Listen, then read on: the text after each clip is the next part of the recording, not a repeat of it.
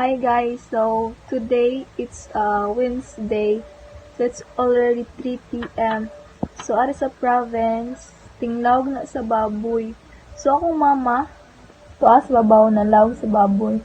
So atong apason kay akong tabangan kay pila na ka weeks wala ko katabang, months di ay kay busy sa school, task. Gahapon pa na man ang final exam. 2 days naman ang exam. Monday off, Tuesday. So karon wala. So wala na koy kan mga project nga need i-pass. So ako makatabangan sa. So let's go. So karon padong nako sa baboyan.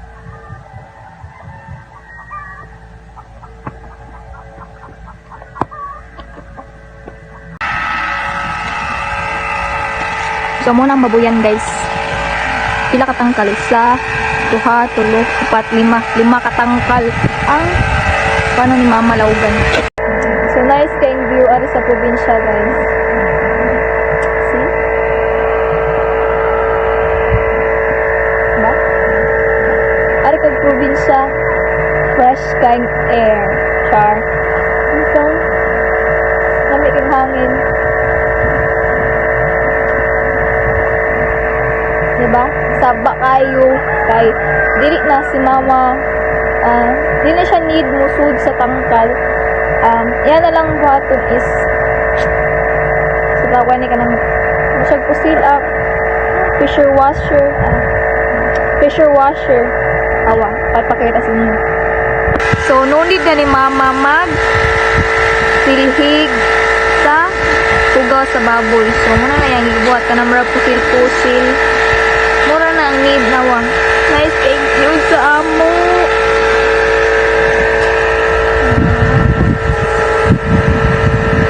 Hi, doggy. Bala ka diya. So, kani nga tangkal, man ni siya limpyo. Ang ikaduha, manasad. Ang ikatulo, sumama na siya naglimpyo sa ikaupat nga tangkal. So, akong isang gingnan nga. Ako mo limpyo sa ikalay mga tangkal. Ganahan ako mo limpyo.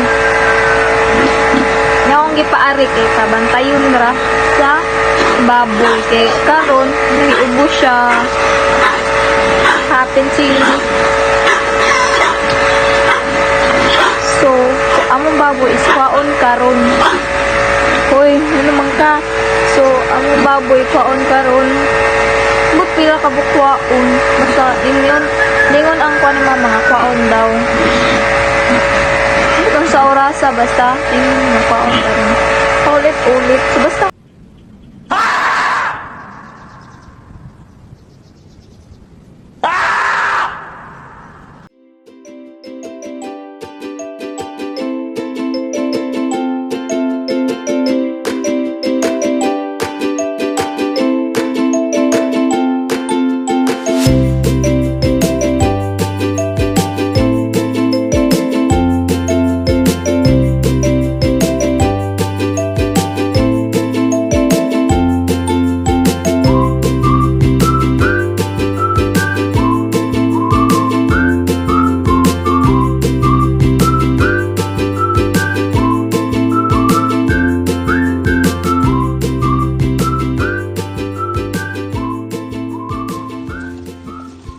so di pa siya laugan guys kay kapaabot pa sa mukuha sa baboy. So wala kay si Mama kung asa kita kwaon ana 2,000 years later.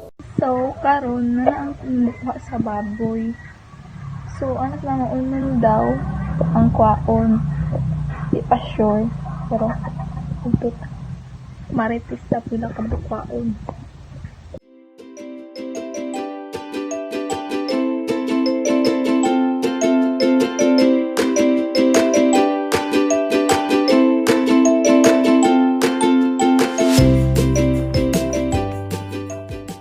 Two hours later. Nakuha ng baboy guys. So manlawag na si Mama.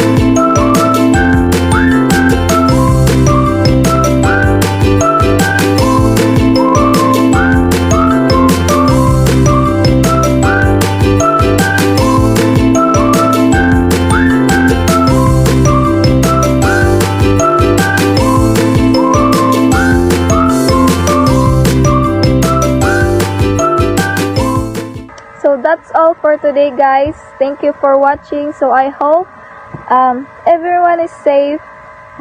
Please like, comment, and share my video.